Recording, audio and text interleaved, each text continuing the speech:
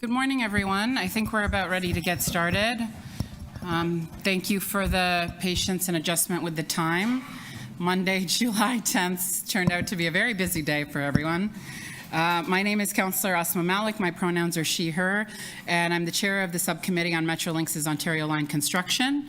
We do have quorum with Councillor Moyes in the room and Councillor Fletcher joining us virtually. I am now calling meeting 2 to order and welcoming everyone. Today's meeting is being held by video conference and in person at City Hall in Committee Room 2. Although we may be meeting in different locations today, this Metrolinx Ontario Line Construction Subcommittee would like to acknowledge that the land we are meeting on is the traditional territory of many nations, the Mississaugas of the Credit, the Anishinaabe, the Chippewa, the Haudenosaunee, and the Wendat peoples, and now is home to many diverse First Nations, Inuit, and Métis peoples. We also acknowledge that Toronto is covered by Treaty 13 with the Mississaugas of the Credit. If you are registered to speak at today's meeting, please listen for me to call your name. I will call speakers in the order they appear on the list. The list of speakers can be viewed online by visiting the Subcommittee on Metrolinx's Ontario Line Construction page at toronto.ca/council and clicking the speakers box for today's meeting. Members, the City Clerk has provided all agenda materials on toronto.ca/council and on CMP, the Clerk's meeting portal. Clerk's IT staff are available to members if you need help with your devices. I also want to remind you to please submit and approve your motions by email. Staff are available at tycc@toronto.ca to help with motions. Now I'll call are there any declarations of interest under the Municipal Conflict of Interest Act? If you do have an interest, please raise your hand or unmute your mic and indicate the item number and the nature of the interest. All right, seeing none, we will proceed. And may I have a motion to confirm the minutes from our meeting on March 22nd, 2023? Moved by Councillor Moyes. All those in favor? All right, carried. The item on our agenda today is TM 2.1, City of Toronto recommendations for Metrolinx's Ontario Line Construction with the Toronto and East York District. There is a staff report with recommendations, and we have some public speakers on this item as well.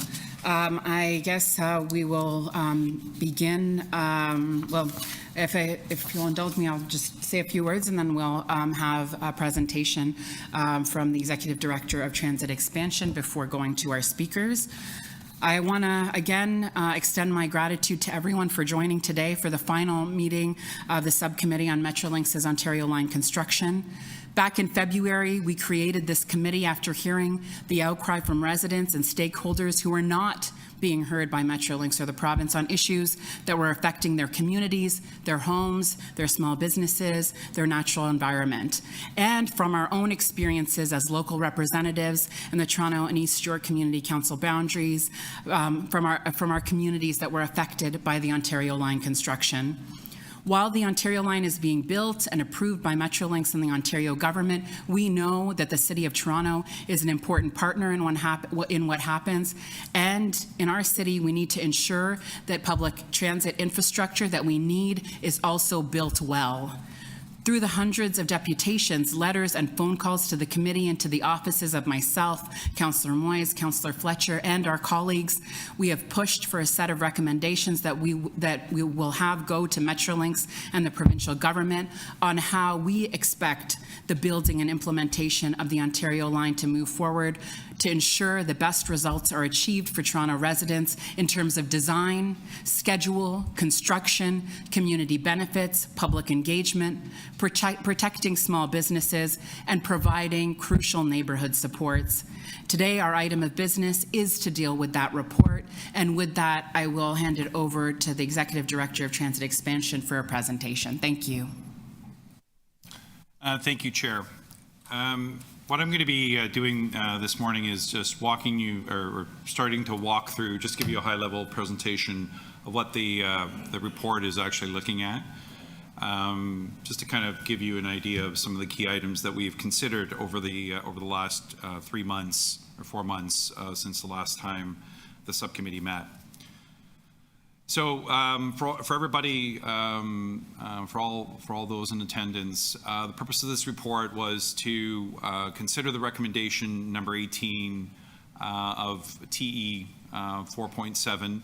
And effectively what it was asking myself as the Executive Director of Transit Expansion to generate a report that actually forwarded recommendations to Metrolinx and to the Ontario government via council on some very important and key items that are important to the local community. So that's what the emphasis of this report is. Basically, what we're trying to do with this report is to ensure that the city clearly articulates the recommendations to Metrolinx, and you will see that the report actually went into some very specific detail on some of the key items, and that the recommendations, once they are ultimately approved by this committee and then ultimately by TYECC and council, we will then submit them through to Metrolinx in the province. Effectively, the report reflects the feedback that we received through the deputations as well as city council directions that have occurred over the past few months. We've identified some methods to achieve the outcomes, in particular for the residents and the businesses that are going to be impacted. We looked to provide some detail on impacts, how to mitigate the impacts of the long-term construction. And it provides the province and government with a set of recommendations that they can use to actually work with us to actually achieve a positive outcome. So the areas that we're going to be talking about, or that you've seen in the report, are areas such as community benefits, including how do we deal with equitable opportunities for employment and procurement, business supports, community engagement, traffic and construction management, affordable housing and rental replacement, parks and neighborhoods investments, and real estate management. So those are the key areas that will be identified or have been identified in the report for discussion. So when it comes to equitable opportunities for employment and procurement, what we've been doing is working with our colleagues in SDFA as well as with Metrolinx to actually begin to identify more clearly the requirements for both local hiring, for in particular equity deserving groups, in particular areas that are both in the construction realm as well as in the professional, administrative, and technical realm. So not just solely focused on construction, but also much more broadly looking at other opportunities. We've also made it very clear to Metrolinx that we are expecting them to utilize local businesses, local employment opportunities, and also looking for Metrolinx to provide neighborhood investments, such as upgrades to various facilities, parks. And this does actually form one of their pillars that you'll hear about, or that you've seen in the report identified. So they understand that there is a need to work very closely with the city, and they have acknowledged that they will continue to do so. With regards to housing and rental replacement, they have indicated that in working with the Ministry of Infrastructure, which is MOI, who are responsible for TOC, which is transit-oriented communities, that they will be working very closely with our city planning group to actually develop approaches that actually align with the policies that have been set with the City of Toronto. So that's currently in negotiation between our city planning folks as well as Ministry of Infrastructure and Metrolinx. On business supports, so there's been an emphasis on Metrolinx working very closely with the business improvement areas that are going to be impacted along the Ontario line. So this is not just the south segment, but they will also continue into the north segment and then ultimately into the other areas of the subway program. They're looking to kind of develop marketing and communication strategies with these local BIAs, and there's also funding that will be directed towards the BIAs to actually help them work through these various items. With regards to traffic management, Metrolinx is currently working proactively with our transportation services. They are proactively providing updates to our transportation services folks, as well as the local councilors on these impacts. In fact, you've seen one of the major impacts right now, which is the Queen Street closure that's currently going on. So they've been very clear on kind of communicating what is going on with our transportation services folks. They are reviewing and monitoring on a regular basis what is going on with regards to the construction along Queen Street in particular. And what they're trying to do is, in working with our transportation services division, who are the experts, they're looking to mitigate the impact of construction on the traffic, and not just traffic, vehicular traffic, but also pedestrian traffic as well as bike traffic. So it's not it's not worried just solely about cars, it's more worried broadly across all forms of movement. Community engagement, as I mentioned previously, there is a desire, it is now a much more emphatic requirement for Metrolinx to actually initiate the construction liaison committees, or the community liaison committees.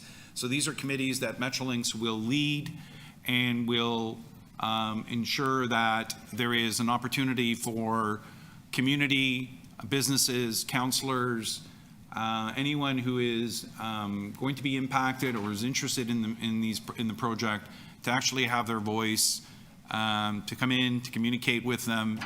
And yes, there has been concerns about how this was done previously, where it seemed like it was a one-way communication from Metrolinx, but we have been very clear with them that our expectation is that you're not just simply sending information out, but you are also receiving information from the community, from the residents, from the councillors, because it's important that they understand that this is a two-way street. You can't be just simply kind of giving us information. You need to share with us, and you need to listen to us when it's appropriate.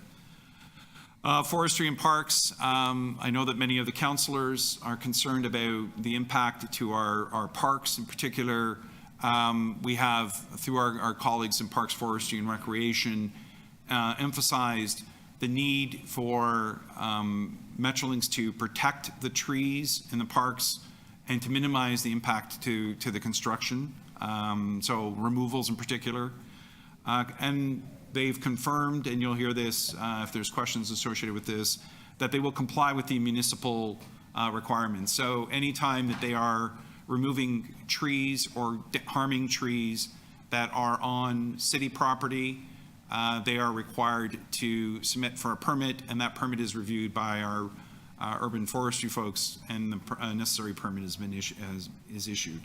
And even when it isn't on city property, they share this information with the city so that we can at least see kind of what the potential impact will be.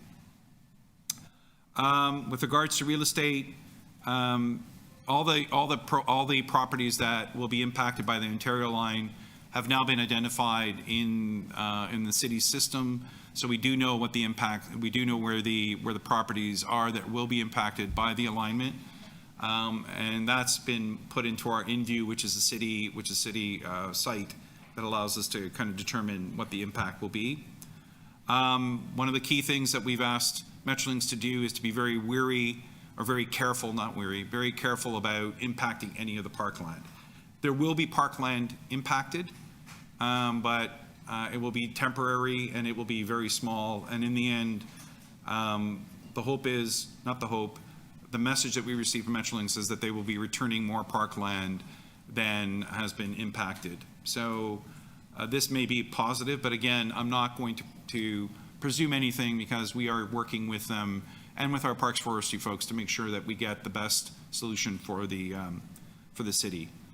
And then accountability, our expectation is very simple, that Metrolinx provide an update on how it's addressing its recommendations contained in this report, and that these recommendations be shared at each one of the CLC meetings. So when a CLC meeting occurs, you are going to see these themes that I just presented to this committee being articulated as part of that CLC report, so that residents, councillors, BIAs, whoever needs to provide feedback can provide it on these topics. So the last one is just a sample recommendation for those of you who can kind of see it. The actual report itself is actually the actual recommendations, but for those of you that may not have seen it, you'll see a particular heading, then you'll see in consultation with a certain group, and then you'll see a series of items that have been identified where we expect Metrolinx to actually address these items. So with that, Chair, I will turn it back over to you. Thank you very much, and that's a very helpful background and overview for us. I will go to the list of speakers now, and then we'll have questions of staff. I believe we have two speakers on the list, and the first one is a speaker, John Carew, here or online? Okay, great. Welcome, John. Good morning. You have 5 minutes to speak, and when you're getting close to the end of your time, I will let you know. Please go ahead whenever you're ready. Thank you. Thanks for the opportunity. Name is John Carew. I'm the Executive Director of the Toronto Association of BIAs. And on this particular files, there was 8 BIAs that are actively involved in the Ontario Line project. Thank you. Thank you to staff and this committee for including the BIAs as a part of the key components of the project moving forward. And again, thank you for pointing out some of the issues we've had in the past and trying to deal with them. The reason that I'm here, though, is I'm hoping for a bit of a friendly amendment or an inclusion into the report, more specifically around communications. I don't think it's a big secret that communication hasn't been a strong suit through previous projects. Some BIAs that are a little more active out there get information that others might not, etc. So I'm looking to this committee to be the gatekeeper and be the recipient of communication, that when it is in fact received, it becomes a public document, public information, and as such, everybody is getting the same information when it's required. So to that end, I'm hoping somebody on this committee can take carriage of adding a bit of maybe another paragraph into it. And effectively, it sort of asks that staff, in collaboration with Metrolinx, contractors and suppliers, track and provide an update on a quarterly basis to this committee on the progress of the Ontario Line construction project, including station development, rail development, rolling stock development, amongst other issues, vis-a-vis the approved and expected timelines that have been published, and to advise on any issues that may delay the delivery of the project. Again, I think it's sort of embedded and sprinkled in the report, but I think that we really need to call it out and be very specific, because again, as I've said, once it reaches this committee, it is effectively a public document, and we can much easier track where we are and what stages. I think that, from past experience, the cross line, the Eglinton to Crosstown is a very, very clear example of why we need this communication.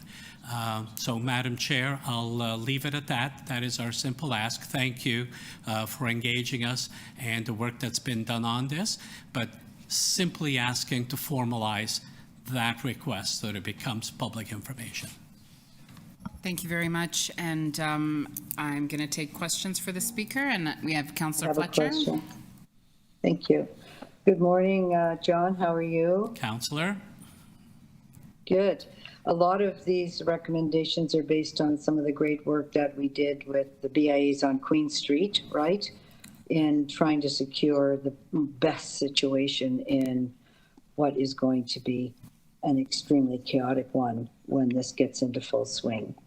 But this committee isn't meeting, the recommendation isn't to meet 4 times, but there'll be by semi-annual reports. So I have taken your recommendations and put it into the semi-annual reporting process. And I hope that is good for you.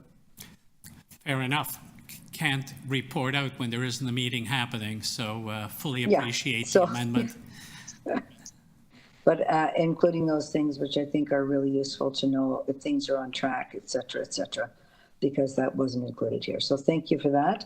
And I don't know if Tabia or all the BIAs, you say 8, of which I have 4, but around the whole city, there's so many BIAs that have these impacts from the construction. I know along Eglinton, number of BIAs. I'm sure you could tell us all exactly what all of the ones are, and I know they're your members.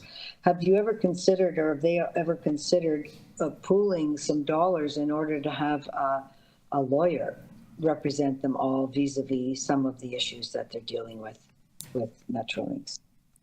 Yeah, like BIA legislation and Chapter 19 within the City of Toronto Act, we sort of follow the same format, and benefiting one individual member or a group of members at the expense of the rest of them is a bit problematic. But we definitely, are. I think you. Yeah. I think you misheard my question. I'm sorry to interrupt you, but I don't have. It's not that you would do that on their behalf, but if they were together, they could easily pool some of their money, assuming they could use it like that, to commonly have somebody who would be watching the trends and able to intervene. I think that's what I was asking. Absolutely. A little different. Absolutely. It's definitely a consideration out there. The BIAs have talked about it. And our concern, in all honesty, goes even beyond the BIAs, because there is hundreds, if not thousands, of businesses along the proposed corridor that aren't organized in a BIA format, and who's going to look after their interests, et cetera. So absolutely, thank you for reminding me that the BIAs have spoken about retaining some professional support. Thank you. Any other questions for the speaker? All right. Thank you very much for addressing the committee today. Our next speaker is Neil Betteridge. Are you here, Neil? That's great. Welcome, Neil. You have 5 minutes to speak, and when you're getting close to the end of your time, I will let you know, and please go ahead whenever you're ready. Do you need to reset? There we go. Perfect. Thanks, Esma. Thank you, staff, Councillors Fletcher, Malik, and Moyes. On behalf of the Gooderham Wards Neighbourhood Association, I'd like to voice our strong support for the recommendations in staff's report regarding ways to address the challenging shortcomings of Metrolinx's approach to date in Ontario line construction that have been deeply concerning to our community. Our residents in and around the Distillery District are between 2 Metrolinx Ontario line construction sites, Corktown Station, otherwise known as First Parliament site, and the Don Yard, formerly the Mill Street School site. We've consistently endeavored to understand Metrolinx and Infrastructure Ontario's plans and have been involved in so-called public consultations they've staged about the planning of these sites. We've been deeply frustrated by the lack of substantive detail and plans and the lack of meaningful consultations with both Metrolinx and IO, despite many attempts at communications and meetings. While Metrolinx continues to try to delay the CLCs, awaiting site turnovers to specific project contractors, our residents have already been living for the better part of a year with active works at sites on both sides of us. Through our involvement with the BOLD Coalition, we've come to understand that the challenges that we've faced with Metrolinx and Infrastructure Ontario are actually appearing systematically across wards along the path of the Ontario line. Community groups around the Grange, Moss Park, Osgood Hall, Riverdale, Leslieville, and Smalls Creeks, among others, have struggled to get Metrolinx to engage in meaningful two-way collaboration. like to emphasize a few points related to the report. Regarding community benefits, the awarding of more than $10 billion of public contracts without any clearly measurable commitments to community benefits is completely unconscionable, given the solid history of positive impacts from CBAs on past projects in Toronto. CCPA's report released just last week, titled "A Rising Tide Does Not Lift All Boats, Ontario's Color-Coded Labour Market Recovery," provides clear quantitative evidence of continuing serious disparities and inequities in employment levels and wages for Black, racialized, and women workers. So GWNA wholly supports the additional specific actions called for by TCBN around quantitative hiring targets. In community engagement, we welcome the recommendations to ensure there are CLCs. We strongly believe that the CLCs should be active before any works occur at a site, including so-called early works, and that there should be continuity of regular meetings. It's been a mighty struggle to get Metrolinx to actually get into 2 meetings with us over the course of the past year. We believe there should be community influence over the geographic scope of a CLC, since it's problematic to have multiple CRCs around a neighborhood simply because of how Metrolinx has divvied up work packages amongst different project contractors. We strongly advocate for a more collaborative model with a community co-lead working with Metrolinx's designate in setting agendas to ensure coverage of topics of concern to the community. Metrolinx delivering a 60-minute of slide presentations online following an agenda solely of their choosing is not community engagement. Based on our experiences working for the last decade with Waterfront Toronto's development partners on the West Don Lands redevelopment, we found that in addition to the broad, widely inclusive participant forum suggested in staff recommendations, it's also vital to have a complementary, smaller group of reps from the community and project co-teams who can work more closely on an ongoing basis to effectively manage the day-to-day impacts of work on people's lives in our communities. Regarding traffic and construction management, in addition to staff recommendations, GWNA would like there to be a hotline mechanism for a CLC representative to be able to quickly and directly reach project contractors, report problems going on around work sites. In the area of affordable housing and rental replacement, GWNA wholly supports setting clear measurable targets that at a minimum are in line with the city's inclusionary zoning targets and provide for long-term rent geared to income, truly affordable rental units. We're deeply concerned that Infrastructure Ontario's so-called transit-oriented community proposals are simply transit-oriented development, will not yield anything vaguely resembling healthy, complete communities. To date, Metrolinx and Infrastructure Ontario have only removed badly needed planned community facilities from our area by expropriating the land for the facilities envisioned by the community and city as part of the first Parliament Site Master Plan, and by expropriating the land set aside for construction of a school as part of the West Don Lands redevelopment. There should be parks and neighborhood investments to replace and compensate for those green spaces and community facilities destroyed and removed for Ontario Line construction. Thank you for your efforts to press Metrolinx in Ontario, or Infrastructure Ontario, to engage more meaningfully, transparently, and constructively with our communities along the Ontario Line. We look forward to seeing these recommendations implemented swiftly. Thank you very much, Neil. Appreciate it. Any questions for the speaker? Yes, Councillor Fletcher? I just am interested in your experience for the CLCs.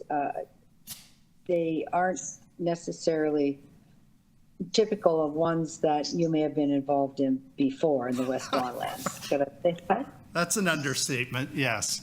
And ironically, even some of the, actually I find quite decent people in Metrolinx's community engagement team, if you get them offline, will admit they're like nothing they've imagined or experienced that's labeled community engagement before.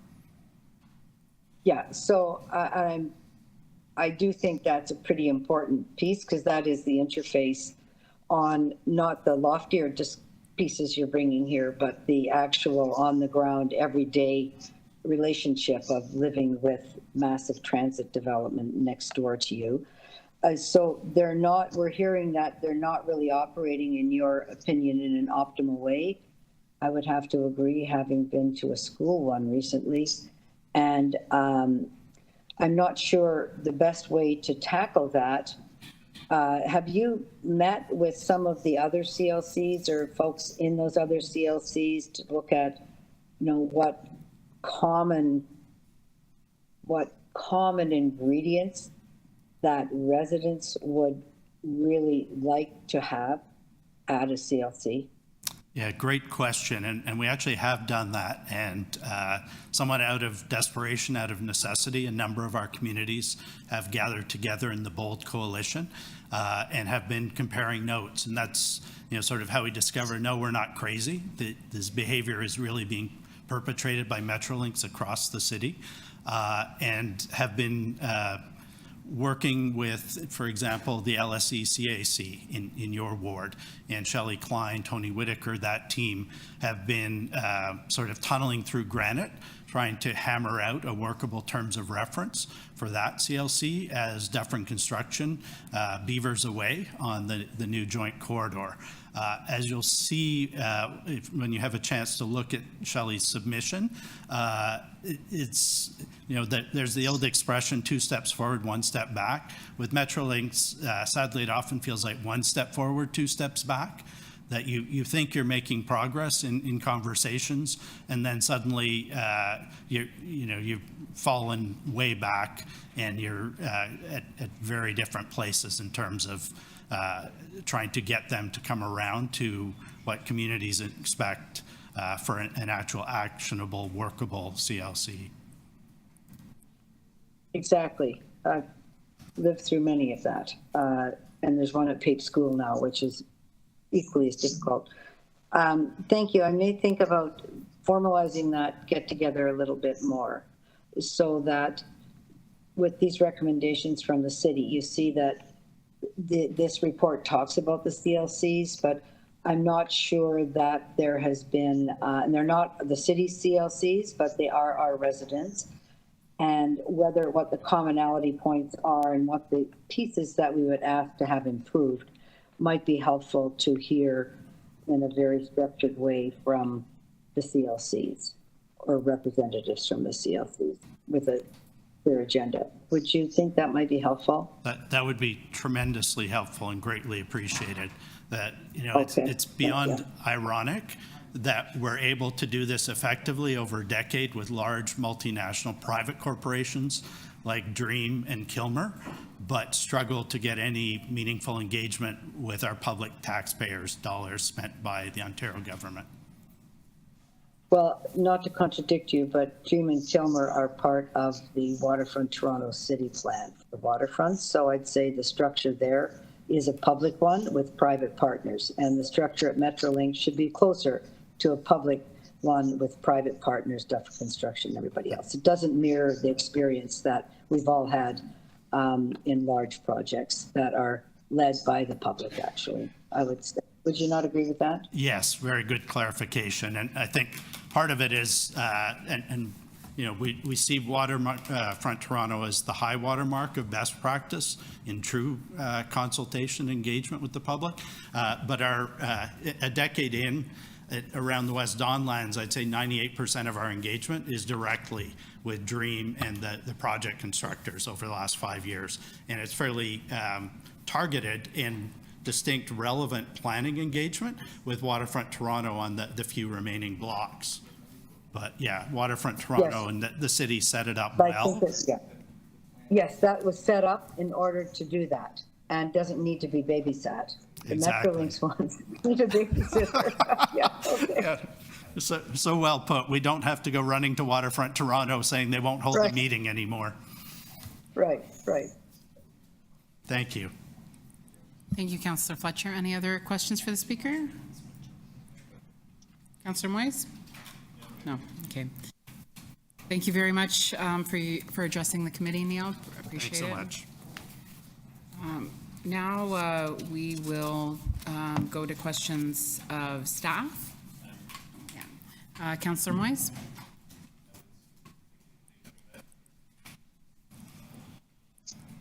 Or, yeah, I think they'll just answer the questions from Wayne. Okay. Thank you, Thank you, and through this chair. So I know Councilor Fletcher alluded to this, and you did also in your presentation around interacting with BIAs. But also, too, what about those who are not in the BIA? For example, east of the First Parliament site, there's not a BIA there, but there's a lot of businesses. The Moss Park area, there's a lot of businesses, but no BIA. How have you reached out to any of these businesses individually to find out, what their needs are, what their concerns are? If they need compensation, how would they be able to be compensated? Because I know that, for example, for those who are in the BIA, and if their business is impacted, then they are compensated through the BIA via Metrolinx. So can you perhaps speak to us about that?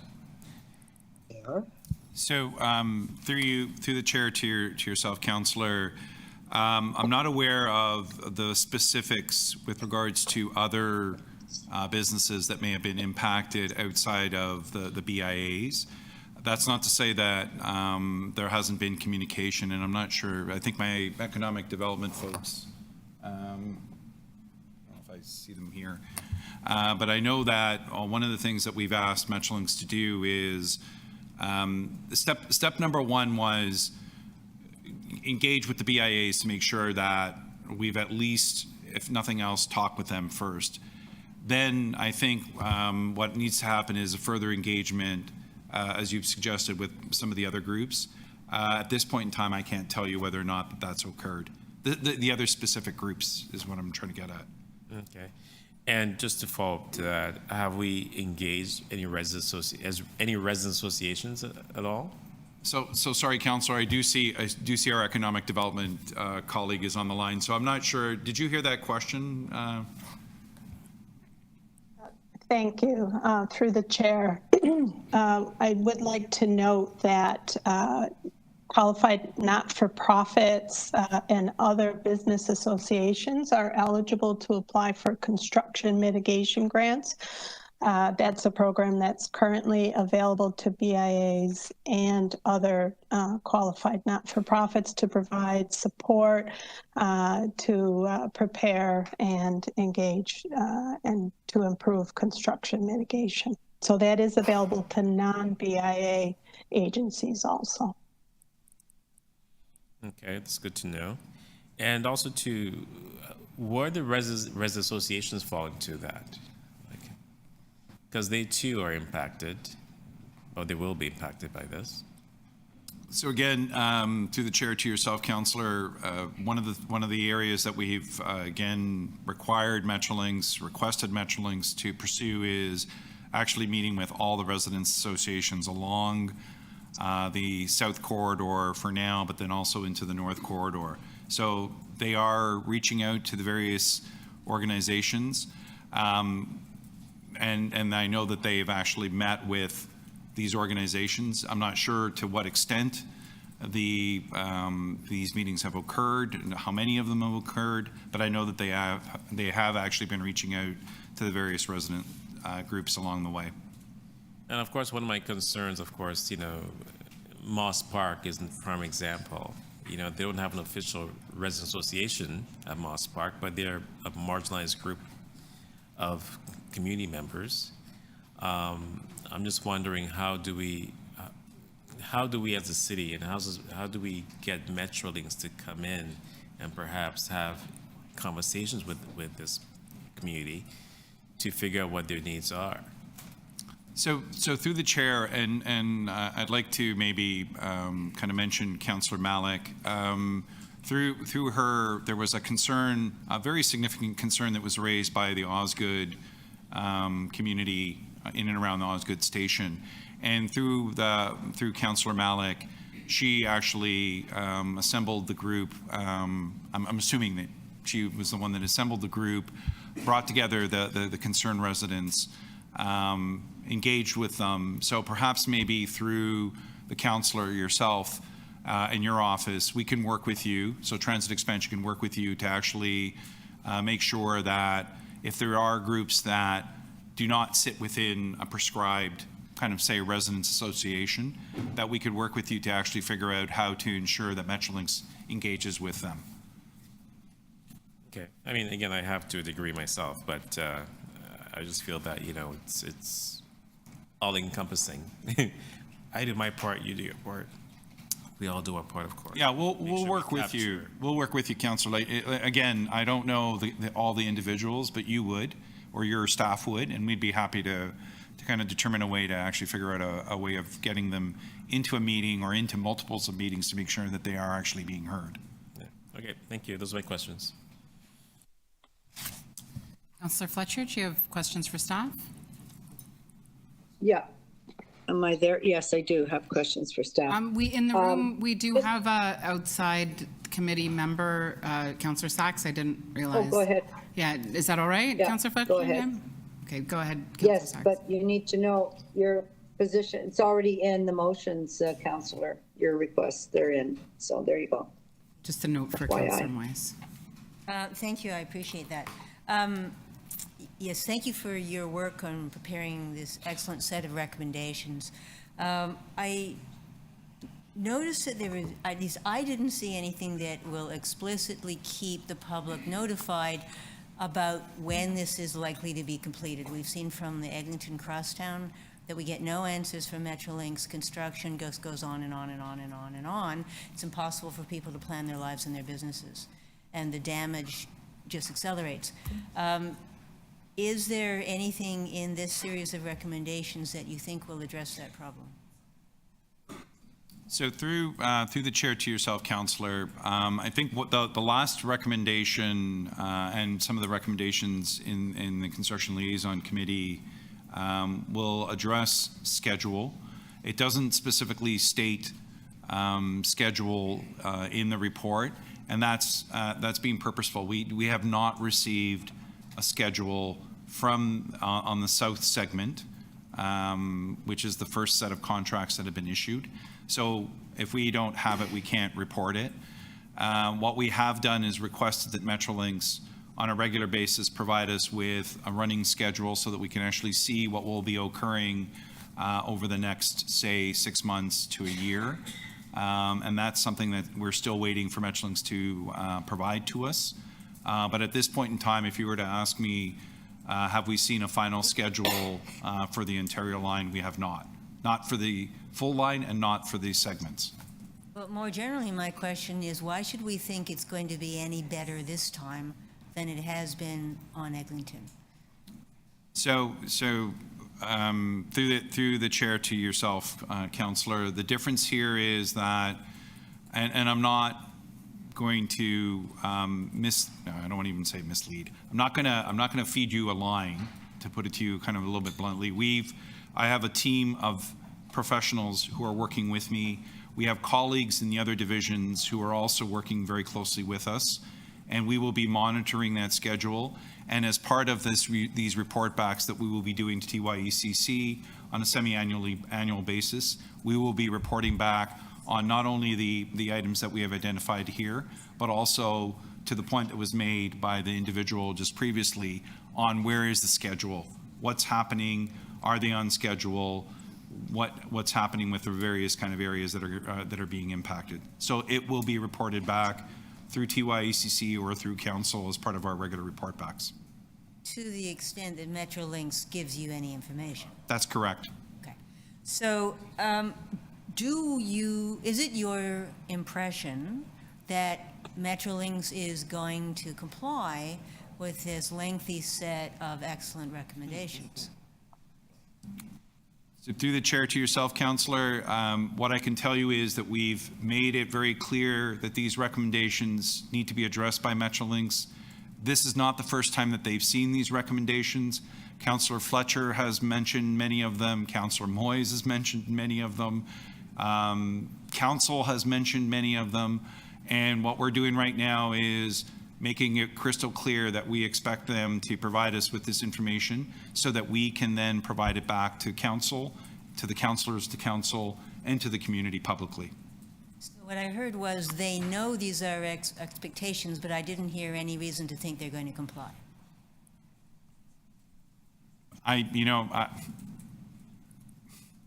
It's difficult for me to, I can't control what Metrolinx does. They are a provincial agency. They have regulation that sits within, and they have the power to do effectively what they choose to do. There's very little that we can do other than to make very strong recommendations to them and engage with them on a regular basis to make sure that they actually do what they're supposed to do. Right. And I'm sorry I'm being evasive. If it sounds like I'm being evasive, I'm not. I'm just trying to be honest with you that we can tell them, we can demand it. And I know that many of you that are sitting here have tried, and we are doing our damnedest every day to make sure that they actually meet the requirements that we put forward for them. You're clearly doing your job, but it's equally clear that they are not giving a commitment to work with us to follow these recommendations. They have not given any such commitment. Is that right? No, they've been clear that they will work with us. The difference is when, and I don't want to attribute bad behavior to them because they are professionals, but when they commit to us, they hear it, they say, yes, we understand the concerns that have been raised by the councillors and the communities. We are going to work with you. The difference is, how does that manifest itself into an action that's actually something that we can come back to you and say, they've actually done this. Some of it we will be able to, some we will not be able to. Let me give you a Councillor Sachs, sorry, Last is one. this the last question? We can come back to you. Sorry, the Last clock. question, I appreciate it. I thought I heard you say that Metrolinx is now going to apply for city permits before they cut trees. At Osgood, they just wrote a letter saying we're not going to bother with your permits. Are they now complying with the city requirement to have a permit before they attack trees? So I will take a first shot at this, and then I will turn it over to my to our parks folks in case I've messed it up. To be clear, when it's trees that are on city property and private property, they are required to submit for a permit. When it's trees that are sitting on property that they own, so either the province owns it or they have expropriated the property and they now own it, they can follow the provincial legislation. And I'm going to turn it to Parks to see if that's correct. Through the chair, that's correct. Thanks, Derek. Thank you very much. Councillor Fletcher, questions for staff? Yes, just following up on that, there were 2 trees that were to come out of Jimmy Simpson that they needed permission for. And I'm not sure that we got any commitments from Metrolinx to improve the park in any way. Is that right? And if so, why not? Why isn't that how we deal with Metrolinx? Through the chair to Councillor Fletcher. So yes, they have received a permit to remove 3 trees in Jimmy Simpson. And you're correct in that there's no commitment for them to do any improvements in Jimmy Simpson at this time. So why would we give them a permit without some requirements, like any other developer that would come in and ask for permission? So as part of the permit, through the chair to Councillor Fletcher, as part of that permit, they were providing cash in lieu for those tree removals. And the removals of those How trees. much? The typical. How much? It would be 3 to 1 for each park tree removed. Oh, yeah. So it's not really about the trees, and I'll ask you, Mr. Toigo. It really has to do with our assets, that particularly the above ground will create havoc with the assets that we have. All the parks along there, they've been the source of much discussion. Why would the city policy not be to make sure that there are distinct and important park improvements, not related to replanting, but related to the fact of the impact within our negotiations with Metrolinx? And that did not happen. I don't think it's a parks matter. I think it's a policy matter from your division. So through the chair to yourself, Councillor, one of the requirements, and it's one of the items that have been mentioned by Metrolinx now is through their community benefits framework that they've developed, is that one of the pillars speaks to actually looking at how to enhance the communities. No, sorry, I only have a few minutes and I'm going to interrupt you. It's not got anything to do with Metrolinx. It's got to do with the fact that they need certain permissions. And when you need certain permissions, there becomes an ability to make community improvements. And I don't hear that that's our approach, even though it's been asked for a number of times. So through you, We're leaving it up to Metrolinx rather than what we have in our toolkit, which is trees, other things. so through the chair to you, Councillor, I'm not, and maybe my apologies if I'm misunderstanding the question. If this is related You are. to what is parks, what does parks policy with regards to this, then I'll reference this over to parks, because I'm not sure what your question is. No. Sorry. My question is, overall, we're trying to lessen the impact, which we know is a big impact, and it's not just up to every division to do that. It's actually up to the city policy to do that, which means that taking those trees, here's what you're going to have to do. Want this from transportation? This is what we'd like you to do. Rather than say, well, we'll wait for Metrolinx to tell us what they want. So this is my problem with the approach.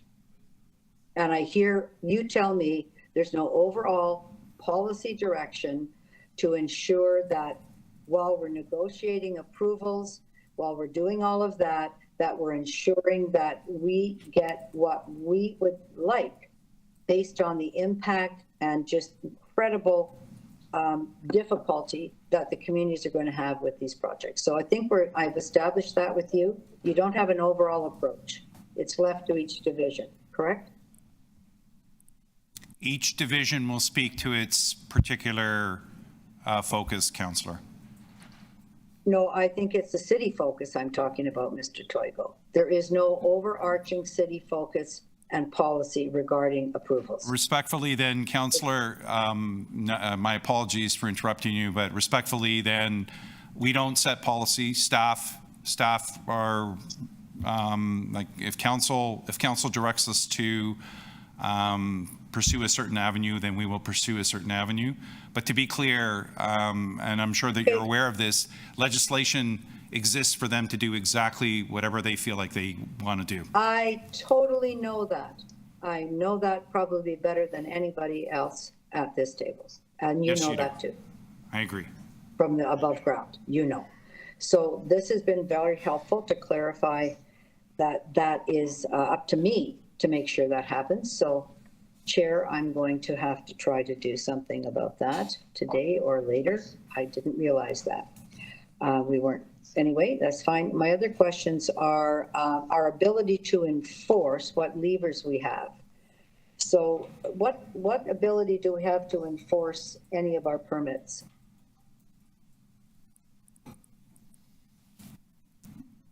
As far as, so through the chair to yourself, Councillor, if there is a permit that's been, if Metrolinx or their contractors submit a permit, and that permit is related, I mean, obviously, so long as it fits within the bylaw, then I am assuming that the permit will be issued. And that's going to be at the discretion of whatever the permitting authority is. So whether it's Parks, Forestry, or Building, or Transportation Services. So we could, now that I understand how to do it, we could ask for conditions on every permit that ensured an effective community liaison committee around the project. You wouldn't initiate that, but we can ask that be the city policy. Yes, you could. Yes, we could. So I'll write that now. Thank you. Councillor Fletcher, do you have a final question for this round? And then we can come back to you as well. No, that's fine. You can come back. I'm just going to send one of those things, motion. Mm-hmm. Okay, thank you. I have some questions as well, and then we can do another round if we need. Thank you very much. Thank you for the presentation, for the questions from my colleagues already. I guess I want to just begin by asking, how does this report encompass the statements shared by deputants during the first meeting of the subcommittee? Through you to yourself, that seems kind of weird. through you. We've looked at, as you can see from the report, we've looked at the broad categories that were mentioned in the previous meeting, as well as the concerns that were raised just generally through council and through other avenues. And what you're seeing there is the key headings. These are headings. They're not intended to be, a one-time. Like when it's talking about traffic mitigation as an example, it's not intended to be, it's only that item. The idea here is for us to, through the construction liaison committees, require that Metrolinx at each one of these construction liaison committees come back and speak to each one of those topics, and to hear more specifically how that topic may be impacting a resident that may, say, be down at in that exhibition station area, or in Councillor Fletcher's ward, or in Councillor Moyes' ward. So the idea here is that at every meeting, our expectation of Metrolinx is that they are going to be talking with the councillors primarily, I would hope, but also the residents associations, BIAs, to actually hear what they have to say as it relates to those specific topics in those areas. We felt that that was a better way of doing it, rather than trying to have a broad construction liaison committee where not everybody may be able to attend. Appreciate that. Thank you very much. One item that came up during that process, and that we've continually heard from residents and even in our conversations today, is that residents, whether they are part of a formal organization or not, want to be involved in the decision-making that affects their communities. And can you summarize some of the key points in this report that address that call? So throughout the report, there are concerns that were raised, and I think you'll see it in both the construction management and the traffic management areas of how traffic is moving through the areas, how people will be able to actually move around in the downtown area as a result of the work that's going on. And these have been identified in general in the report. And these are the areas that will be addressed by Metrolinx on an ongoing basis. So is there a specific item in particular? Not one that I can actually kind of think of at this moment in time, but I'm happy to kind of talk with you about it afterwards. Thank you very much. One of the items that also has been raised in the process of this report coming together, and again at this table this morning, is what lessons from Metrolinx's construction of the Eglinton Crosstown have we learned that is influencing this report, and what will allow us to learn from those lessons in our approach and our collaboration? So through you again, from the Eglinton Crosstown, and you heard from the gentleman from Tabia about how the businesses along Eglinton were impacted, and one of the things that was raised over many months now is how is Metrolinx becoming more engaged in ensuring that the businesses that are impacted are actually going to be treated better.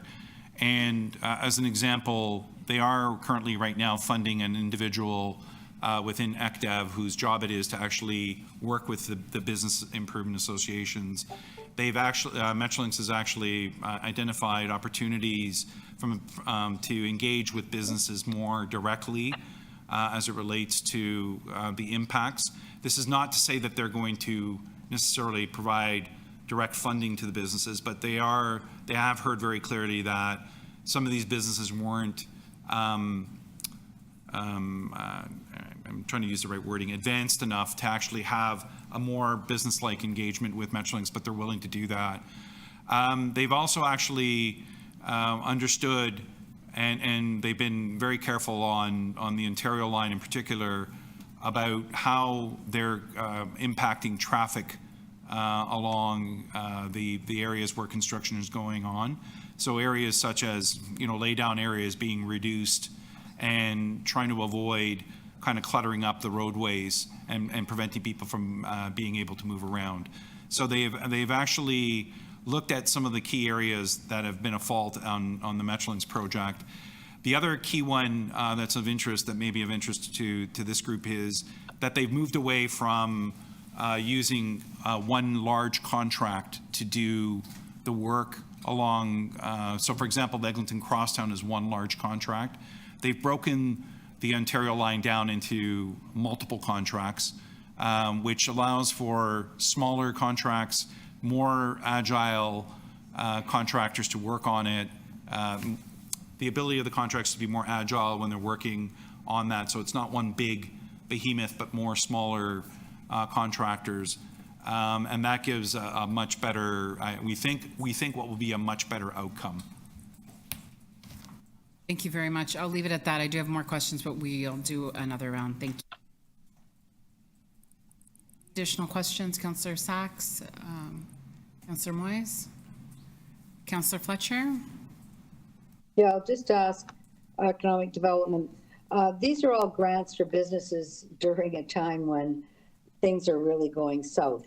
Often businesses want more than that. I do believe that there is a way to, could you describe to me what businesses have to do in order to recover lost revenue from a large project of this kind, whether it's the Metrolinx, TTC?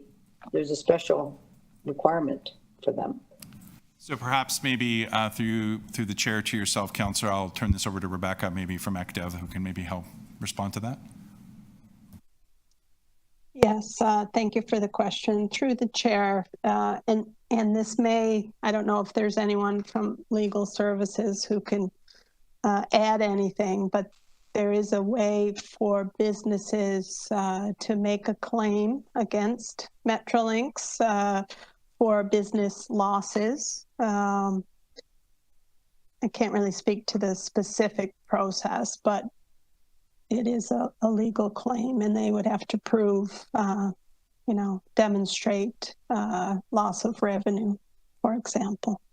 So are you aware on how they have to do that? Or is that something that ECDEV can let businesses know or BIAs know? We can certainly put together an information sheet on that process. Yes. I believe it's PricewaterhouseCoopers that you require tracking. You have to do a lot. I know this from the Leslie Barnes, and that it's not something easy for an individual business, but it is something that a business organization could take on. And I don't believe we have that up-to-date information. So perhaps I'll leave that with you as an undertaking with Mr. Carew, but I'd like to hear back about that because I don't think people know about that. Yes, the term is kind of an odd one. It's called injurious affection claim. Affection, as in? Yes, correct. All right. With an A, yes. Very odd, I agree. Yes, and we can put an information sheet together on that. We can work with Tabia on that. It can be difficult sometimes for smaller retail businesses to have evidence of the revenue loss, but we can take a look at that and make sure everyone has the information in front of them. I guess the BIA could undertake that, coordinate that, or anyway, I'm looking for help for the businesses. Then the other thing is just around the font bond, which I've been raising for such a long time. Again, I'm not sure who is actively looking at the impact of the above ground Ontario line on the social housing, and which is for women, run by the Sisters of St. Joseph. Right, and Metrolinx is taking their property, they're taking their community garden, and they're taking the parking lot, but it is very, very close to the building. So, Mr. Toiglo, could you tell me what the status of those discussions is, please?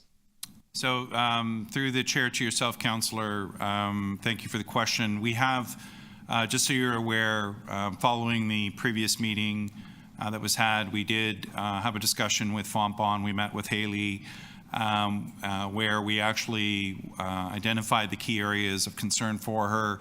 We understand very clearly that Metrolinx has not responded in a meaningful way to the Fontbonne group. And what we've done is we have been reached out to Metrolinx, and we have actually communicated with them the concerns very clearly, and we've actually identified to Fontbonne that we are there to actually help support them in their discussions with Metrolinx. So we are taking an active, very clear role in making sure that these areas of concern for Fontbonne are actually being addressed by Metrolinx. Are there any permits that they need that we might get their attention for Fontbonne? I noticed that when they need things, they do give you their full attention. Through you, through the chair to yourself, Councillor, no, I'm not aware that there are any permits specifically as it relates to the area in and around Fontbonne. Not that I'm aware of. Just the tree ones that we've done. Yes, the tree ones. No The tree ones could be, but again, they could, if they choose to, they can exert their authority. I know that exactly. I certainly know that better than anybody. But the issue is where our asks are, and when we have a problem, that getting their attention is a very difficult thing. So there are permits that they need in other places too. I don't think we have a lot of leverage, but I think you'd agree with me that permits that they need, whether it's immediately, that they do have to take into account our bigger thinking, or they should, if we have bigger thinking. I agree. Through just a quick comment to you, Councillor, one of the better, more effective ways of dealing with this would be actually when you reach out to Phil Verster and actually tell him the impact that they're having on Fontbonne. That's probably even more effective than a permit being withheld. Is there anything else on this item, Councillor Fletcher? No, just I would say, Mr. Toigo, in my experience, you can't have one without the other. How's that? Thank you.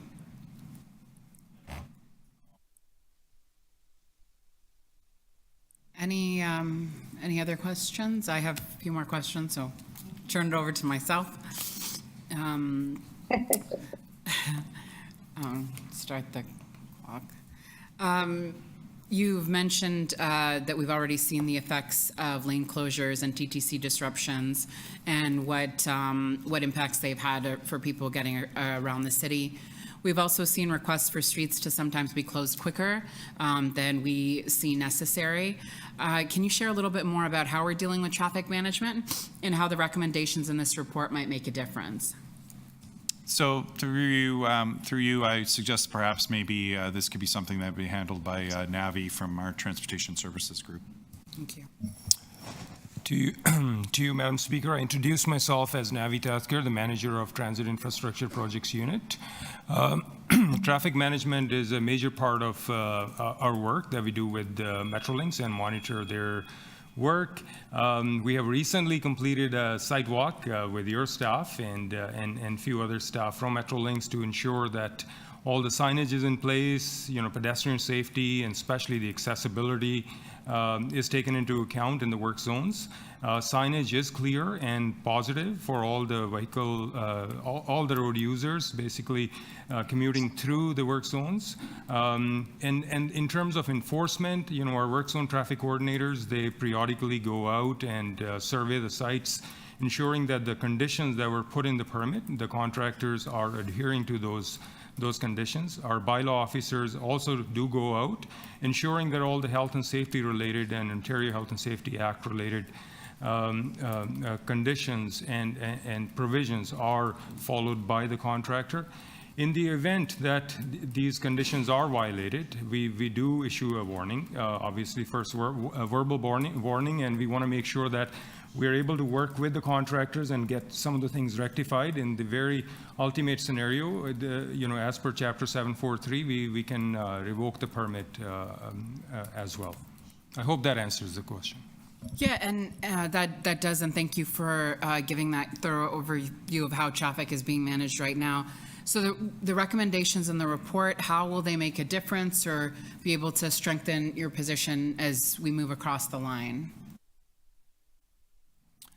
To you, Madam Speaker, we do get involved with Metrolinx at a very beginning stage, the planning stage, where we do review their design work to ensure that the design that they're proposing is not imposing, is not obstructing the movements of various road users. And once the design is done, the project actually moves into construction stage. We do negotiate with Metrolinx when reviewing their permit application, when reviewing their design work, to ensure that the footprint of the road closures that they are asking for is as minimal as possible. The timeline of those road closures is also as minimal as possible, and specific attention is paid to pedestrian and cyclist road safety and accommodation in the work zones. And the work zones are kept clean. Work zones are kept free of debris and safe above all. I hope that answers the question. Yes, thank you. It outlines how the recommendations will be able to reinforce what we have heard is very important to residents and businesses. My next question is about parks and green space, and one of the main points of focus, rallying cries of residents, has been the loss of green spaces, trees, and parkland, echoed by Councillor Fletcher's questions. And while we're aware of the areas Metrolinx has full control over, what actions can we take moving forward to protect our precious urban spaces? What are the levers that we have, and how are the recommendations in this report supporting those protections? Through the speaker to yourself, I can speak about the tree components. I'm Kim Statham, Director of Urban Forestry. So through the permit and the conditions, we strive for the best possible outcomes. Like a previous speaker, we are involved early in the process with the aim to prevent or mitigate impact across the line. When there are going to be tree impacts, we really have best management kind of practices in terms of conditions for permits. And so the recommendations that you see in the report reflect that. That's related to compensation requirements, the types, species, and sizes of trees that are required for compensation, as well as the natural area compensation through soil improvements, and getting better outcomes in the green spaces where these impacts are taking place. Thank you very much for that. I will stop my time now and go again. Yes, go ahead, Councillor Moise. Thank you, Madam Chair, and through you. I do have a question. Probably I should not ask at this point in time, but I will anyway. I know that the Queen Street closure has been very recent. I think, now, maybe a month or two. It seems a lot longer. Have we had any feedback from Metrolinx as to any hiccups, issues they may have had? I know that, for example, with the closure, pedestrian impacts, perhaps, or cyclists, emergency vehicles. Has there been any unforeseeable issues thus far? So through the chair to yourself, Councillor, no, and we have been actively monitoring it. So we have an actual meeting with Metrolinx and their construction group weekly, and what we're doing is actually monitoring to kind of see if there are issues, both that impact the city more primarily, and are there other areas where they're being impacted. And that group includes colleagues from Transportation Services, Buildings, TTC, where we share information with them and them with us. But at this point in time, the closure is going well and the work is on schedule. Mm-hmm. Okay. One of the things, though, I've seen that hasn't really been enforced as much, and I do keep on top of it because I speak to Toronto Police on a regular basis in parking enforcement, is that Dundas was supposed to be a glare-free zone when Queen is closed. And so which department are you working with Toronto Police or parking enforcement in regards to keeping traffic flowing along Dundas? So that would be through the chair to yourself. That would be through our Transportation Services group. Okay. Maybe someone could comment on that. Because I feel that my office is the one who's actually out there reaching out to 51 and 52 and parking enforcement, and again, it's quite exhausting because, quite frankly, I think we should have somebody out there. And now I'm just talking, not asking a question, but we should have someone out there to keep that streetcar throughfare, flowing. Because cars are parked along the south side and the north side, quite frankly, around the Eaton Center on a regular basis. And I've seen emergency vehicles actually having difficulty getting through that corridor because of traffic. So transportation services? Yes, thank you. That, yeah. Thank you, Madam Speaker. Through you, Madam Chair. Councillor Moy's point well noted. It is transportation services area of responsibility to ensure traffic flows smoothly, and while doing that, we do contact Toronto Police to ensure there is a proper enforcement, and Toronto Police parking enforcement also goes out and ensure that illegally parked vehicles are either towed away or removed. We will ensure that we continue to do that and reach out to Toronto Police and parking enforcement. Okay, just know that's my path to and from home, and it's a regular problem. And I do have Toronto Police now on speed dial as a result of that. But my other question is the Adelaide Street track project. So I know we still have buses to fill the gap there while Queen is closed. And there's a lot of construction in Adelaide, but I don't see the construction in the area that we're hoping to put the tracks down. Can you perhaps give an update around that? So through the chair to yourself, Councillor, as you're aware, there is work going on in the areas. It's just not completely across the entire Adelaide Street corridor, if you would call it, along Adelaide Street. So they have commenced work. They're just finalizing some of the designs right now. So what you're seeing right now is what they call enabling works that moves utilities. They'll start to be moving utilities out of the way. You probably won't see the track replacement until later on in the summer is what I'm anticipating. I think that would be. Yeah, that's the later part of the construction. Yeah. So it'll be a little bit later when you're actually going to see the track going on.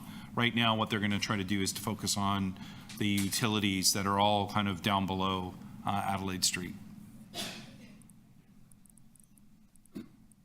But to answer, that is also on schedule. So based on the information that we received, the schedule that we received for that one, that is on schedule. And that is being run by our city, our ECS colleagues. So I know that they're going to be very careful about that. Perhaps one day you tell me it's ahead of schedule. Thank you very much, Councillor Moyes. Councillor Sachs, any additional questions? Councillor Fletcher? I just wondered, that question that Councillor Moyes has about the intersections. I know Navi likes to know that I like to do the area around, not just the intersection. So I have noticed that there are no traffic wardens of any kind out and about, let's say at Richmond and University, at Adelaide and University, at some of the other critical corners at York and Adelaide. It's just ridiculous. The lack of uniformity or adhering to the rules on these streets. So that's my first question. Where are the traffic wardens? How are they being deployed in these areas? Because these are areas where they need to be. And then the other question is during weekends when there is not critical work going on Adelaide, since these are the only through streets now, Adelaide and Richmond. Now Queen has been closed, or Dundas, but these are major arterials. That what's your instructions to contractors regarding making more lane space for vehicles during those times? And I don't think there have been any. So what options do you have to tell them, move your cones back and then put them back on Monday? Through you, Madam Speaker, Councillor Fletcher, thank you for the question. I'll go with the first one, the traffic wardens. As you know that, we do have a limited resource of traffic wardens, and we do use them effectively in conjunction with the traffic control persons provided by the contractor or the project co, as well as the Toronto Police enforcement. I do recognize that, that traffic wardens cannot be present at every intersection, so we do effectively monitor the traffic situation along with the project co and ensure where enforcement is required, traffic wardens are deployed at those situations. So, Councillor, I have taken your point, and we will continue to monitor the critical intersections and making sure that the traffic moves along during the peak hours by using the traffic wardens. So that's noted. Do we not have enough traffic wardens or not enough money? Because Metrolinx does have a requirement to provide services for the impact of their construction. Councillor, we have limited traffic wardens. It's a lengthy hiring process and the training process. As you know, these are almost like special constables. So the number is limited. So that is why I said that, working in conjunction with traffic control persons as well as Toronto Police enforcement, we try to create an effective way of moving the traffic forward through these congested intersections, especially during construction time. I think the point that I want to make, Councillor, is that the monitoring is going to continue, and where the traffic warden deployment is required, we will ensure that the deployment is done effectively. Well, let me just ask a question. Who goes out every day and just swings around the neighborhood to see, particularly around the full intersection closure at Queen? Do you have somebody that's their job? They're going out saying, wow, that's not working. Okay, got to do this. I don't think that's happening at the moment, but I'd be happy to hear that. Yeah, you're right, Councillor. Just the staff power is not there. The resourcing that somebody is going out every day, but periodically we do monitor the traffic conditions. Like I was telling the chair, Councillor Malik. How about how about just getting the info from the drivers? Absolutely. Where can they? What's a process that will tell everybody where the worst locations are? Exactly. If you can't go out, what could be that process? Because I think Councillor Moyes knows this very well, that Adelaide Street is a nightmare times 20 because there's other construction going on there too. So I'd have to say that that entire section is very difficult, all the way from University, all the way over to Jarvis. Through you, Madam Chair. I just don't think it's considered a hot spot and how you might normally look at that. Yeah. Councillor, through you, Madam Chair, Councillor Fletcher, using technology is also quite effective. Installing the cameras that can be monitored by our traffic management center and dispatching either the traffic wardens or additional resources to those intersections for effective traffic management. So that's one of the techniques that we have been using at a number of intersections.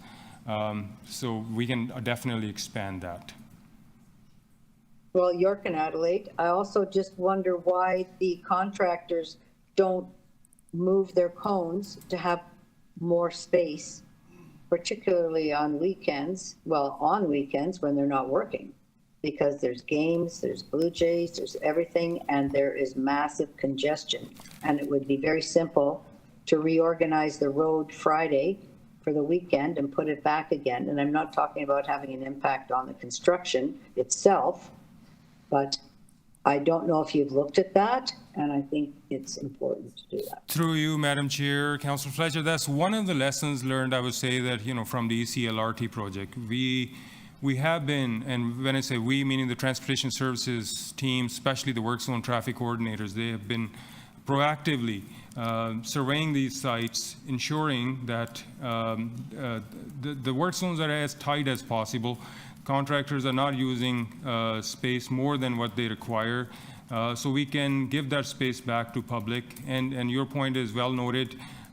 We will ensure that we continue to monitor these areas, and especially during the time of big events. So if any space can be given back to the road users, definitely, we're going to look into that. Thank you, I'd just say Councillor. every weekend. Thank you. Thank you, Councillor Fletcher. We'll come back with another round. Thank you.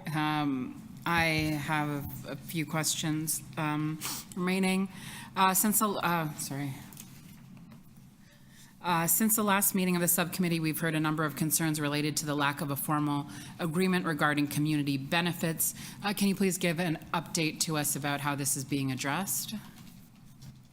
So through you, Chair, to yourself, April from SDFA is here, and perhaps maybe she can provide us some update on that. So through the chair, there are recommendations in the report requesting that Metrolinx refer to a number of best practices that would be components of a community benefits plan, specifically around measurable targets and emphasizing transparent and accountable monitoring and oversight structure. What has the engagement been with Metrolinx since the last meeting? We were reassured that there was ongoing conversations. I'm very happy to see the recommendations here so that we have some accountability, but what are you actually seeing in terms of practice? Through the chair, there are ongoing conversations taking place with the Metrolinx community benefits team. Can you give us a little bit more about what the substance of those are? Through the chair, so we're having really open discussions regarding what the city's expectations are, specifically around these measurable targets and transparent and accountable oversight structures, and they are responding with collecting different data and creating plans to respond to some of those specifics.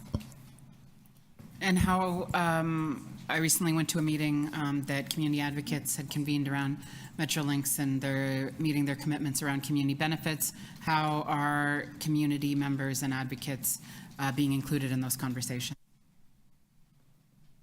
Through the chair, Metrolinx is in communication with the community advocates and community organizations on their own, through their own coordination, and are open to having discussions with various community groups, from what I understand.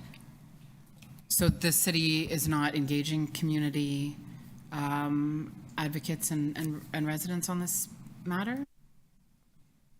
Through the chair, we are always have ongoing communication with various community groups regarding community benefits issues. Most of our communication goes through our community benefits advisory group and working groups that we convene. Our focus is really on leveraging opportunities for city-led projects, and where there are questions regarding the Metrolinx specific projects, we defer those to Metrolinx. I guess being able to have the city come alongside community residents and advocates in this call, and particularly with these recommendations in terms of accountability, I hope that together we can push Metrolinx to do more in terms of their commitments. My next question is about businesses. Last week, I met with a number of business owners and managers of live music venues who will be impacted by the Ontario Line construction. And while they shared with us how they will be uniquely affected, their concerns echo many of the small business community concerns that we've heard about and the supports that they need. A few of the things that have cut right across our business community is clarity around timelines to allow for clear future planning and clear communications about what the activities of the Ontario Line construction will be so that they can make decisions and choices around their business operations. Can you speak to how the recommendations might support them in that request? And second part of that is can you be a little bit more specific about what supports are available for the business community to address their concerns? So through yourself. I'll answer the first part because I think the what avenues are there to support the businesses. I'll leave that to Rebecca to speak to. But as it relates to what I thought I heard was the schedule and kind of where the work is actually going to be occurring, so that there could be better planning. So as part of these construction liaison committees that will be occurring, as I mentioned previously, one of the things that we are asking Metrolinx to do is to provide us with a rolling schedule that allows us to understand kind of when they're going to be working in the various areas and what they will actually be doing in those areas.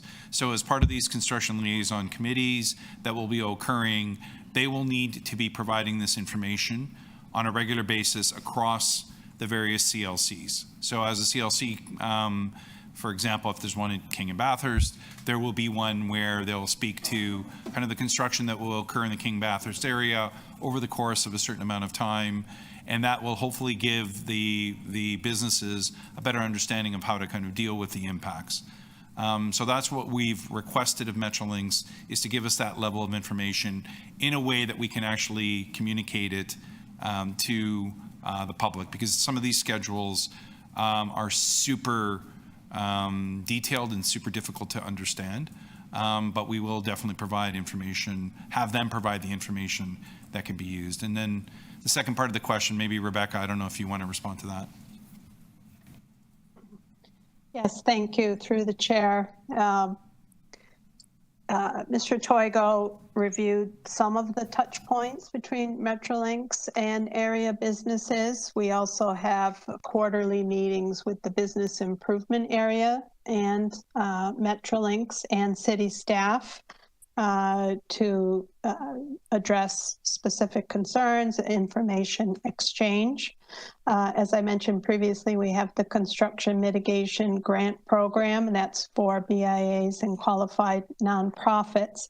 And just to speak, and I know you're aware, but we did have a meeting last week with the music sector office, your office, and some of the impacted live music venues. And we have additional meetings taking place this week to identify a nonprofit who can apply to the construction mitigation grant program to act in an advocacy role for those live music venues and to get some better feedback and intelligence on what the very specific impacts will be for them and if there's opportunities to mitigate. Thank you very much. I'll stop it there and see if there's any other questions. Councillor Moyes? Councillor Fletcher? No. Okay, I do have a few more questions. Maybe this will be the final round. So my next set of questions is just a little bit more about the response to this report. During the committee's first meeting, a number of requests were made to Metrolinx regarding actions the city would like to take. How has Metrolinx been responding to that first round of requests? So through yourself, Metrolinx has been responding. There are certain areas where we are actually seeing some movement from Metrolinx in responding to some of the requests. So they are working on in some areas, and in some areas we are still waiting for them to respond. And I expect that once they see the recommendations coming forward from this committee, that there will be further pressure on them to respond. Thank you very much. As we saw in the first report, Metrolinx is working with different divisions across the city. How can we ensure all necessary city departments are using this report in front of us to ensure that community concerns are addressed in an accountable way? So through yourself, many of the divisions that are going to be, the construction that's going to occur in the Ontario line impact many of the divisions that are sitting in this committee meeting, and that's the reason why they're here, is that they have very specific areas that they focus on. We, as Transit Expansion, will continue to be the body that coordinates and takes the message through to Metrolinx. So the groups that you're seeing here are primarily the ones that will be communicating, engaging, and advocating for the city over the coming months and years. Appreciate having this report as a comprehensive way to see all those different moving pieces. You know, one of the big driving forces to pull this work together is to create a fairer working relationship between the city and Metrolinx, the province, and local residents. Do you believe the requests made in this report are reasonable, and by working together, can they be achieved? So through yourself, are they reasonable? Yes. I think every question that's been raised this morning by yourself and the other councillors are reasonable positions that as a city we should take. And I do believe that within the confines of what Metrolinx is permitted to do, they acknowledge that they need to do these things. Now, they are also responding to a provincial government who has certain restrictions on what can and can't be done. They have certain restrictions, limitations on the funding envelope for these projects. So there's a variety of different restrictions, pressures, I'm going to call them not restrictions, pressures that they would have. So to answer your question, I think we have made a reasonable set of recommendations that Metrolinx should respond back to and should provide us with a meaningful response to. And that's one of the reasons why, through your suggestion, we made a very clear message to them that at every one of the CLC meetings, our expectation is that they will respond to each one of the key areas that we've identified in this report. Thank you. And just, I guess, building on that, and my final question is, when approved by council, how do you see this report influencing our continued work with Metrolinx? You gave us a little window into that. Is there more to say? Other than through yourself, we did not wait to come to this committee to actually engage. I know that Transportation Services has been actively engaging. I know that our Parks and Forestry folks have, SDFA, ECDEV, ourselves, planning. We have all been on top of Metrolinx and continue to push on them to actually respond to many of these questions, because a lot of these questions have already been asked. We've now consolidated them in one location. So my hope here is that through constant pressure on them, they will actually be responding more, will work with us more actively to actually address these comments. Thank you very much. I'll just do a final call for questions. I'm done with my question.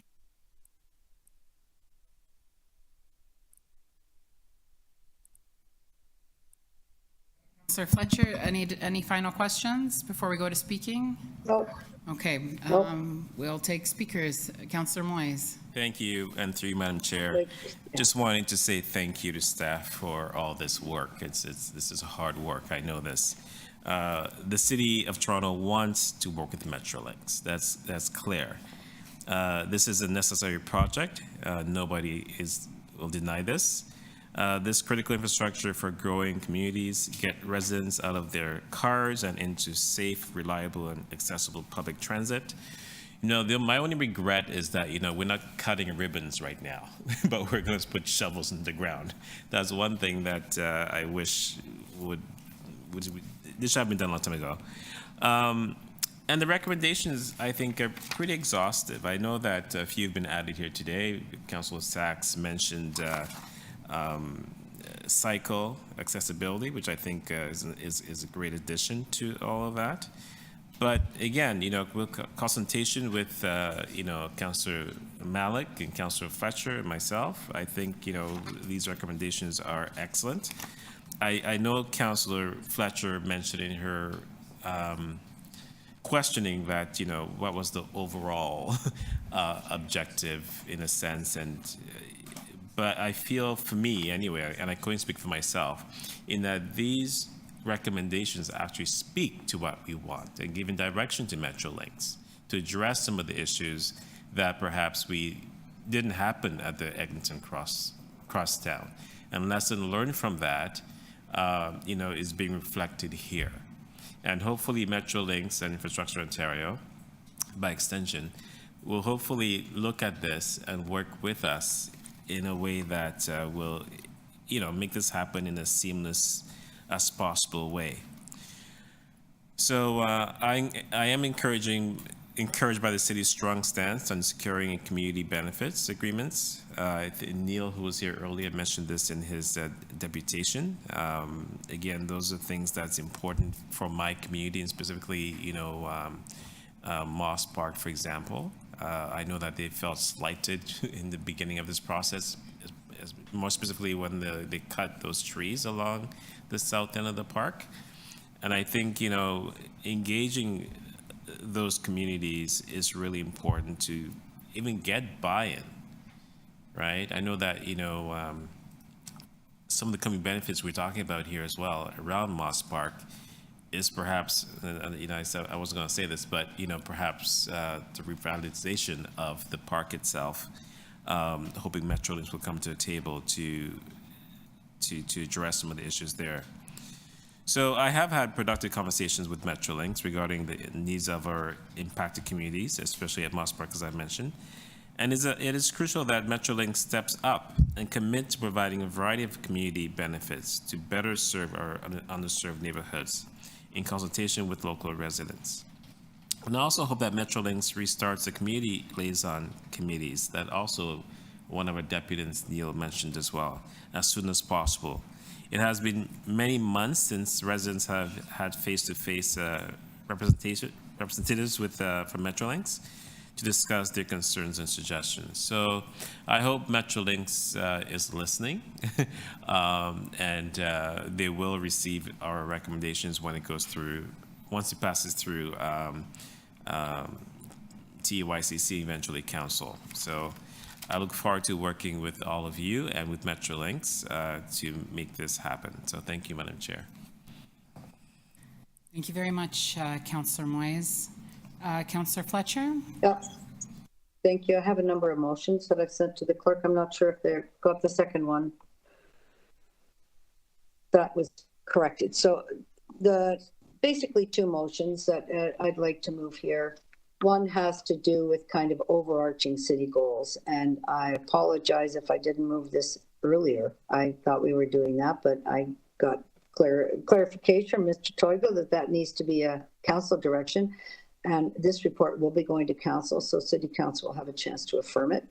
But that when there are permits or particular things clear to me in the park, that there needs to be that discussion about what will you be leaving behind, because the impact of this above ground construction on all of these parks, whether they're parking there, well, they are going to be parking there for some of it. We're not going to touch any equipment, they say. It's not about that. It's the intrusion into public space and what are you leaving in your wake to guarantee, not to guarantee something will happen, rather than leave it up to the goodwill of Metrolinx when it's over, or discussing a package that the community benefits package. That's all airy-fairy. You're taking the trees out, you're building this thing in the middle of the summer. There's all kids there playing soccer, playing baseball, they're in the diamonds, they're in the wading pool, they're on the equipment, everybody's there. So come on. And same with McCleary Park. The impact is unbelievable. And we're acting kind of in silos, and nothing frustrates councillors more than silos. I'm sure it frustrates staff too. So I need to see this, as I hope you think about this between now, assuming this passes between now and council and be speaking with the DCMs, all three, and the city manager. So we have a clear approach in ensuring that we don't feel like we've been completely run over by these trains, particularly in the above ground sections that are very intrusive across the community. That's the first thing. And the second really has to do with the community liaisons. And we've heard, Sorry, we just got that's the not language quite right. of the motion you were talking about, so we're just Yeah, reading but it? that isn't exactly what I was thinking about.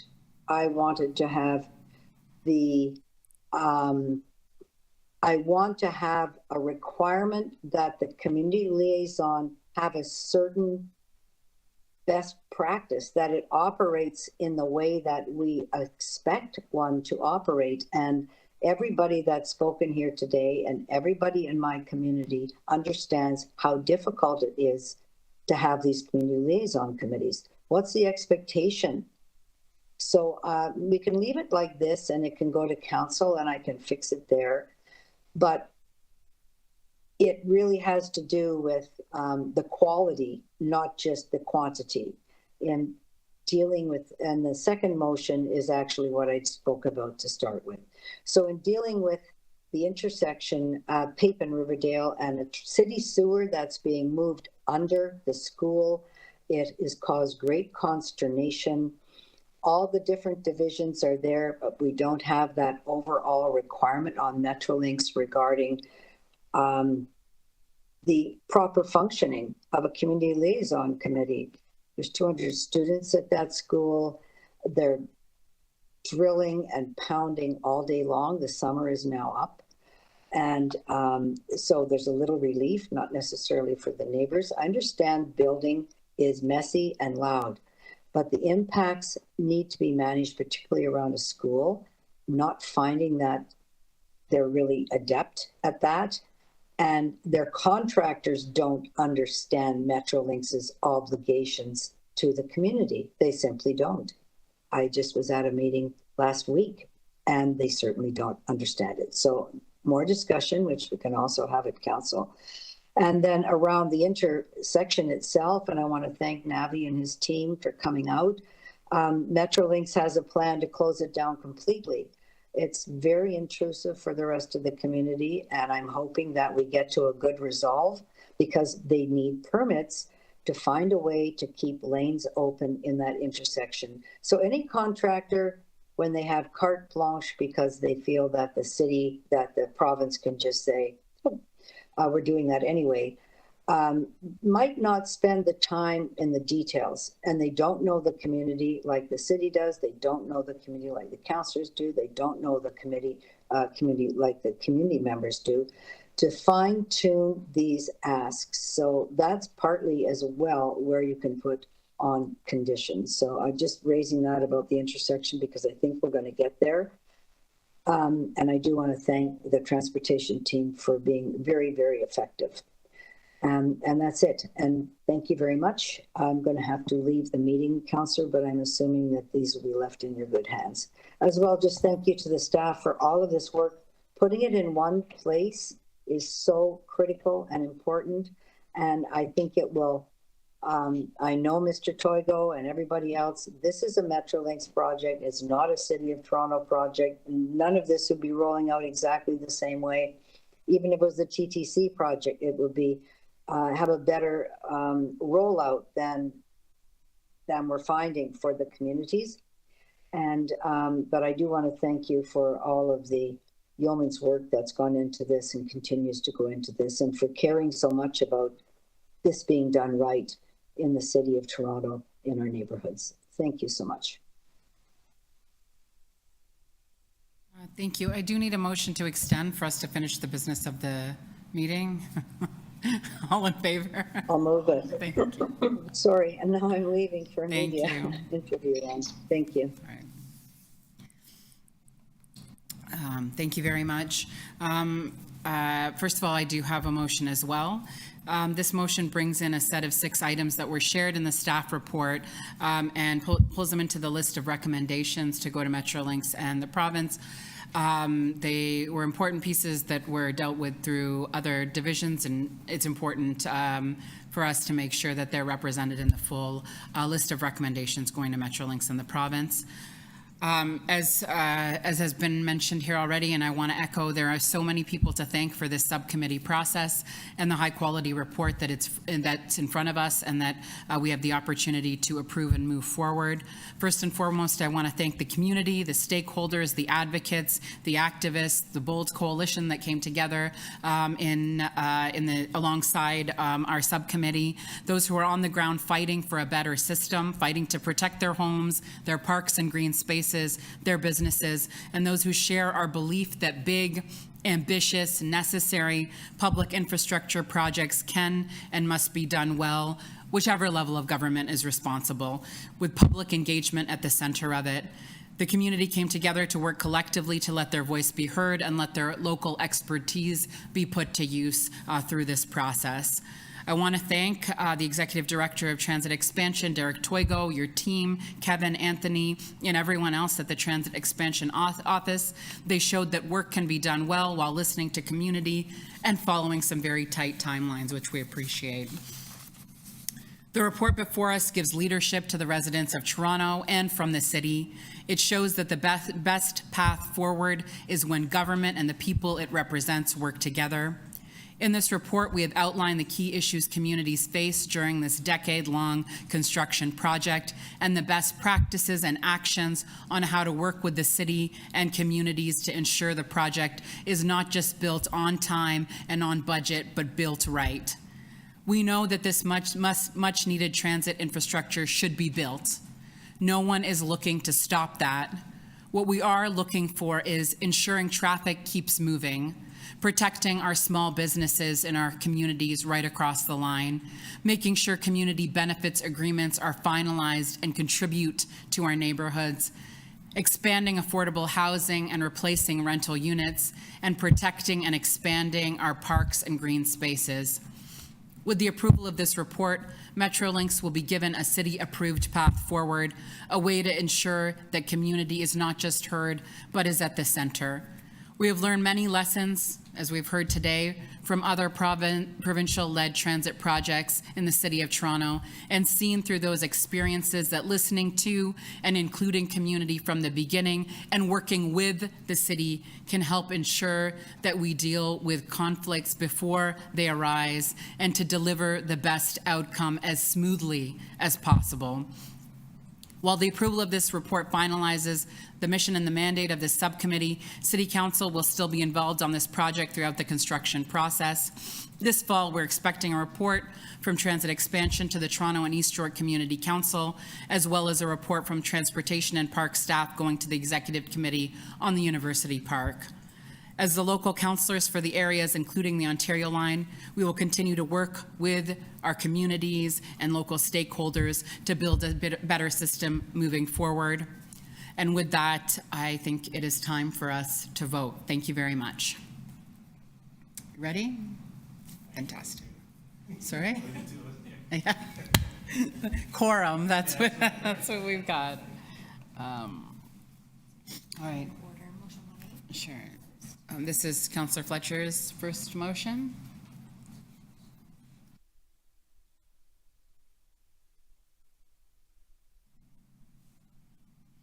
All in favor? All right, carried. And next motion? All in favor? Carried. Next motion? All in favor? Carried. And I forgot to mention earlier, this also includes the note that Councillor Sachs raised about ensuring safe passage for cyclists during the construction, and that was incorporated. So, all in favor? Carried. Item as amended. Carried. All right, and I think that concludes the work of the Ontario Line Subcommittee. Thank you very much, everybody. Thank you.